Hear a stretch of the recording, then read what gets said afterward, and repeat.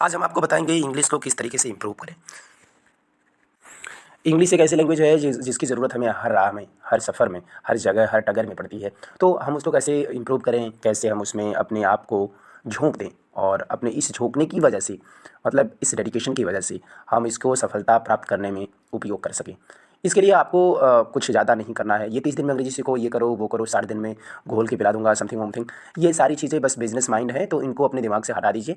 हमको तैयारी करने के लिए मुख्यतः यानी कह सकते हैं हम इम्प्रूव करने के लिए, देखो भैया, कोई भी लैंग्वेज हम सीख सकते हैं, इम्प्रूव कर सकते हैं, ना कि सीख सकते हैं। जो चीज़ें हमने अपने पर्यावरण में, अपने आस-पास में देखा है, समझा है, जाना है, उन्हीं को हम अब समझने का प्रयत्न करते हैं और उसी के द्वारा ही हम इंग्लिश को इम्प्रूव कर सकते हैं। अगर हम इंग्लिश को इम्प्रूव कर रहे हैं तो हम यहाँ पर 3 स्टेप प्रोग्राम आपको बताने जा रहे हैं।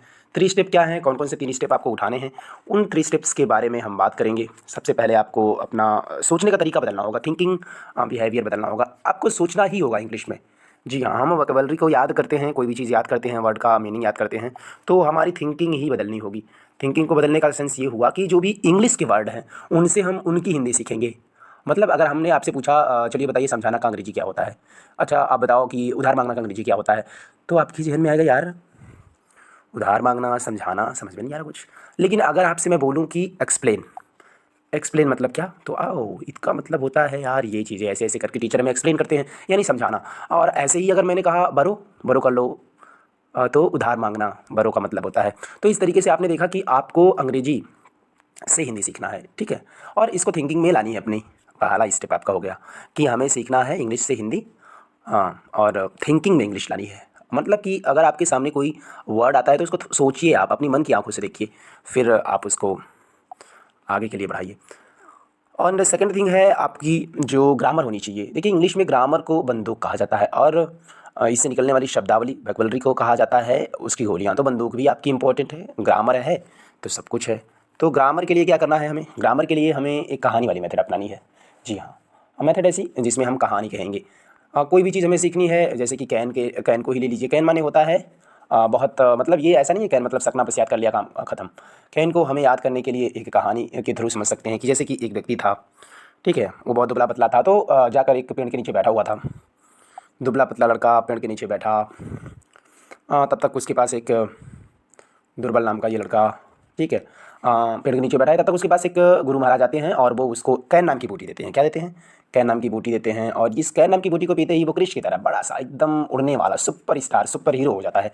तो इस तरीके से आप समझ सकते हैं कैन मतलब सकना। हाँ, मतलब एक तरीके से ग्रामर को आप हमेशा कहानी के थ्रू समझने का प्रयास करिए। वो कहानी जोड़ दीजिए उसके साथ, क्योंकि अभी आपसे पूछा जाए कि आपने चलो 15 अगस्त को क्या खाया था? तो यार आप सोचोगे कि कितना नहीं नहीं पता 15 अगस्त को, 26 जनवरी को मैंने क्या खाया था।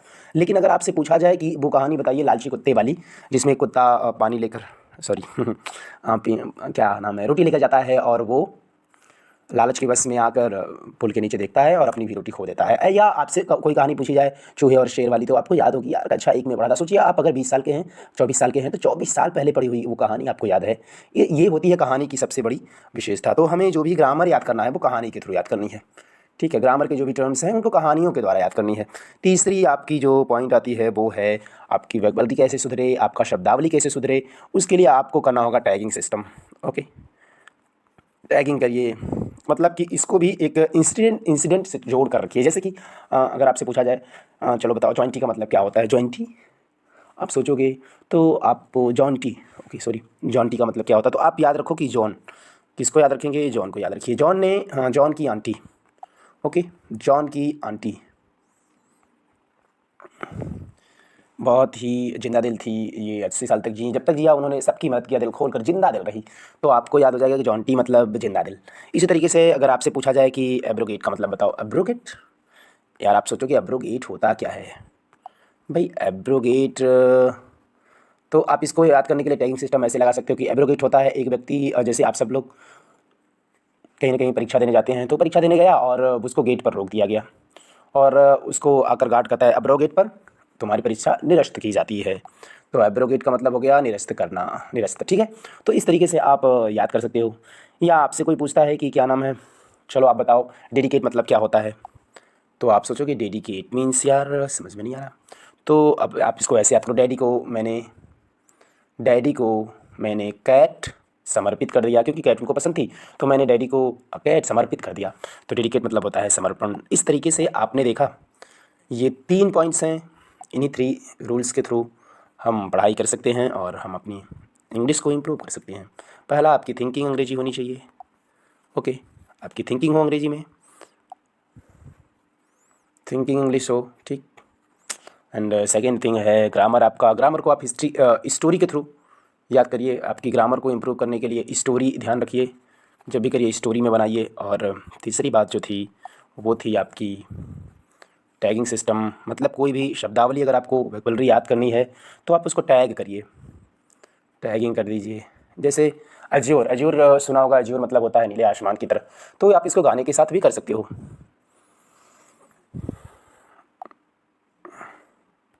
तो जाते जाते आपको मैं इस पूरे वीडियो की समरी बता देता हूँ। समरी यही है कि आपको 1, 2, 3 के रूल पर चलना है, 1 to 3 के रूल पर चलना है। पहला रूल होता है आपके लिए कि आपको थिंकिंग इंग्लिश करनी होगी।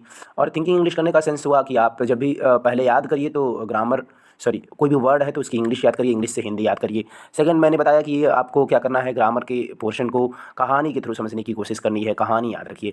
और तीसरा मैंने बताया आपको टैगिंग करना। टैगिंग किस में करना है, आपको जो आपकी शब्दावली है, वन वर्ड सब्स्टिट्यूशंस है, जो भी है, एंटोनिमस है, सिनोनिम्स है, तो उन सबको आप किसी इंसिडेंट से जोड़कर टैग कर दीजिए। तो इंसिडेंट से जोड़कर देखिए, इस तरीके से आप इंग्लिश को अपने इम्प्रूव कर सकते हैं। बाकी मिलते रहेंगे और भी वीडियोज़ के साथ आपसे।